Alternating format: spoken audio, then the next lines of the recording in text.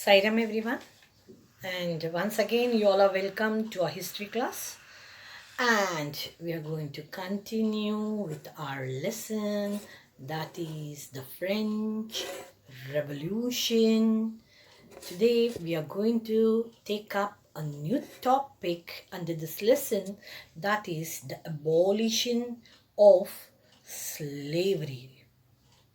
Okay, very interesting topic. Yeah, so pay attention over here, children.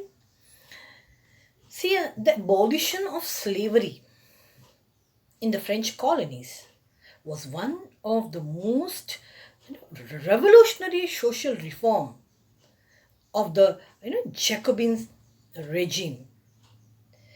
Slavery was abolished during the time of Jacobins.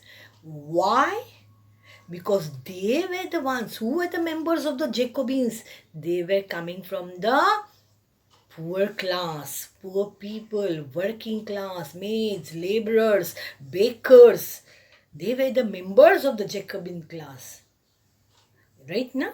So, it was during the Jacobins that slavery was abolished in France.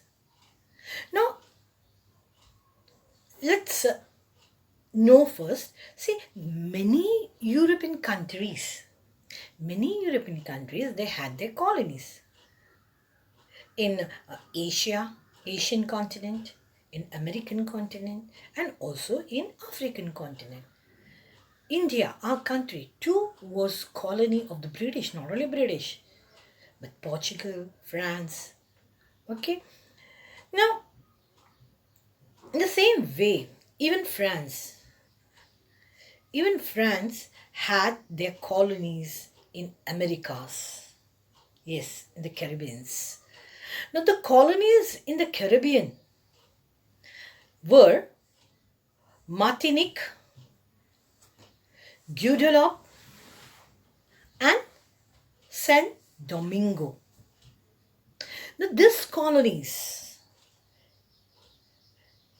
they were important suppliers of tobacco, sugar, and indigo.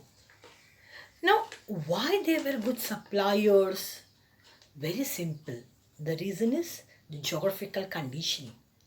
The climatic condition in this area was very good. It helped to grow this tobacco, indigo, sugar, and coffee on large scale. That to good quality. Land was fertile. It was suitable to grow this cash crops. In European country, the climatic condition or land was not that good to grow these cash crops. And in European markets, there was a big demand for tobacco, indigo, sugar, and coffee. So the demand was more. And from where they got this? From the colonies. Now what happened was, there was a lot of shortage of laborers in these plantations. Okay, in the colonies. Shortage of labor. So it was becoming very difficult to increase the production of these cash crops. So now what happened was, these Europeans who had colonies, okay, they were not willing to go there. Why? Because Caribbean was very far away, a distant place from France. Not only this, they were not ready to go there because they were not familiar with that land. They were familiar with that land. Unfamiliar land. So they were not willing to go there. And this resulted in shortage of labor on plantation. Okay, if there is shortage, how the production will increase?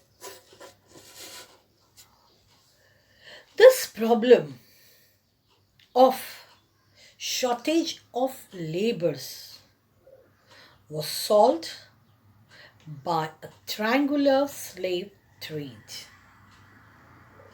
Slaves are human beings. Why they were called slaves? Because they were sold by their ruler, by the chieftains. And they were bought by this colony people, by the merchants. And they were sent there. I'll explain it to you. See, this triangular slave trade took place between Europe, France, and Americas. This slave trade began in the 17th century. This France merchants, what they did, they sailed from the ports of Bordeaux and Nantes. Bordeaux port and Nantes port both are in France. Okay, so they sailed from this port to African coast. They went to Africa. Okay, from this African coast, they took all the manufactured good to Africa. Huh? They took, say, textile and many other things, finished goods to Africa. And they bought slaves from the local chieftains. Had, very few of them, they paid money. Like, you take this textile and you are going to give me your slave. So, they bought the slaves, African slaves, okay, from the ruler, from the local chieftain. They branded them. Branded them means what? What did they do? Say, I'm the merchant. Okay, I have bought many slaves. I will number them 1, 2, 3, 4, 5, 6, or A, B, C, D, or I'll give them some name. So like that, slaves were branded. And they were shackled. Shackled means they were tied. Their hands were tied. Their legs were tied up. So that they won't run away. They were branded and shackled. And these slaves were tightly packed into ships. That time, waterways was the only mode of transport. Not only, you can say, but cheapest mode of transport. And they were packed into the ships. Okay, means hardly, you can say, there's space in the ship. And these slaves, they were not allowed to move. They couldn't move only because they were tied up. Then, after the 3 months long voyage, it took 3 months to reach the destination. After the 3 months of long voyage across the Atlantic, these slaves landed to Caribbean. The slaves, okay, then they were sold to the plantation owners. Who did this? The merchants, the traders did this. Okay, they took the manufactured goods from their country to Africa. They exchanged this manufactured goods with the slaves. They bought the African slaves. They dumped them in the ship. And the ship was taken to Caribbean, and the owner of the plantation, okay, bought the slaves from the traders. These slaves were sold to the plantation owners, and they were made to work on the field. They were made to slog. Children, it took 3 months. And in between, if a slave falls sick or he dies, no one bothered. They just throw him in the water. Many such slaves from Africa and other parts were killed, died, they lost their lives, and no one bothered. Now, here I wanted to show you on the triangular slave trade. You can see over here, France, Africa, and Caribbean. Okay. Here you see, this is Martinique, this is Guadeloupe, and this is Saint Domingo. Okay, 1 minute. I'll just show you another one. Okay, from here, France, the raw material was taken to the manufactured good was taken to Africa. Okay, from Africa they bought the slaves and they were taken to the Caribbean, to the colonies for plantation. And from plantation they took all the raw materials, that is the tobacco,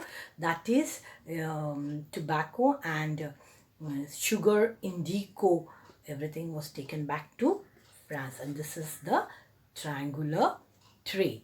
Okay, this is the triangular trade that was carried out. Yeah. Yes, one more map for you all. Yes, I wanted to show you two ports. One is the Bordeaux over here, which is in France. This is a map of France, and this is the Nantes. Okay, fine. We have this map in our map activity book. We will be doing it. Just let's move further. Yes. Now the demand for sugar, coffee and indigo in Europe was increasing, as I told you. Yeah. So what happened was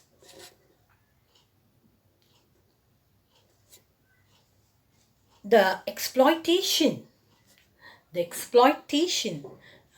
of the slaves, laborers made it possible to meet this growing demand in Europe. Just now I showed you Bordeaux and Nantes. Nantes, it became economically prosperous because of flourishing slave trade over there. Okay, now there was, you can say, very little criticism of slavery in France throughout the 18th century. There was long debates held by the National Assembly. Who were the ones? National Assembly, they were the ones who formed their government after the monarch, right? No? So these debates were about the rights of man. Okay, these debates were about the rights of the man. The National Assembly debated whether the rights of the man should be extended, the rights of equality to live a life for a man should be extended to all French subject or French colonies or French people of their colonies, and also people of their own country. Not only their subjects, the people in France, but people of their colony. Okay, but National Assembly did not pass any law. Why? Who were the members of the National Assembly? They were the rich people, right? They were the landlords. They were the taxpayers. They were the rich people. So they were also the owners of plantation. Yeah, if they are passing any law against slavery, what will happen? Even they will fall into trouble. Even their business will have, not flourish. They cannot earn more. So laws did not pass because they had fear. They were scared of the business, men. They felt that the businessmen will not, they will oppose because their income depended on the slave trade. They earned because of the slave trade. So they were worried, they were tensed, and so no laws were passed by this National Assembly. Okay, let's move further now.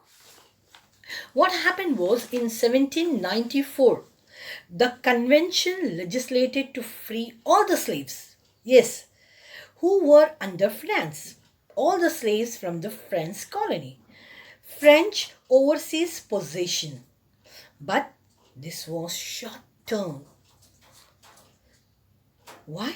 Because after 10 years, it was Napoleon who again reintroduced slavery. Yes, Napoleon reintroduced slavery.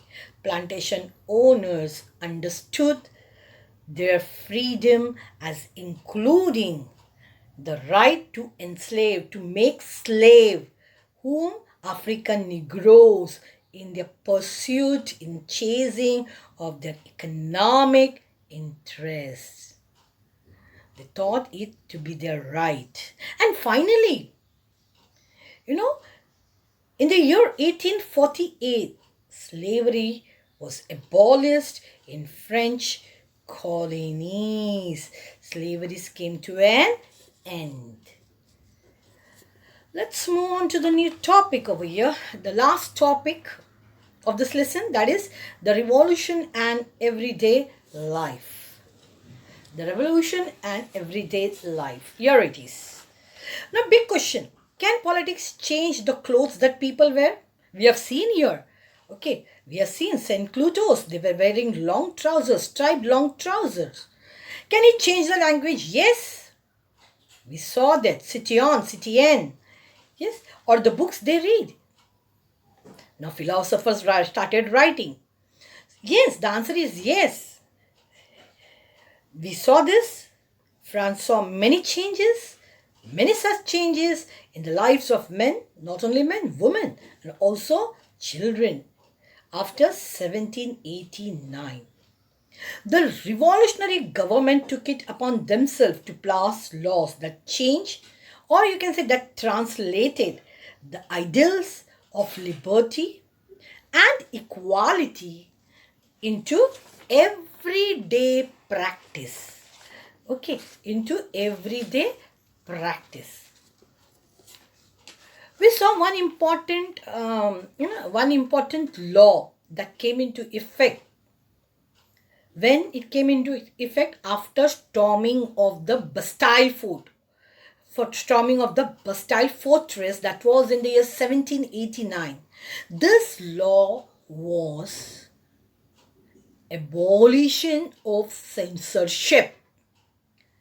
See, what happened was all the written materials and also cultural activities like books, newspapers and plays were published or performed after it has been approved.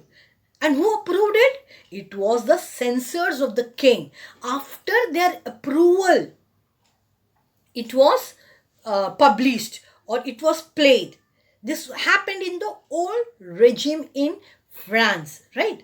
If anyone is writing against the king or the first estate people or the second, this was not tolerated.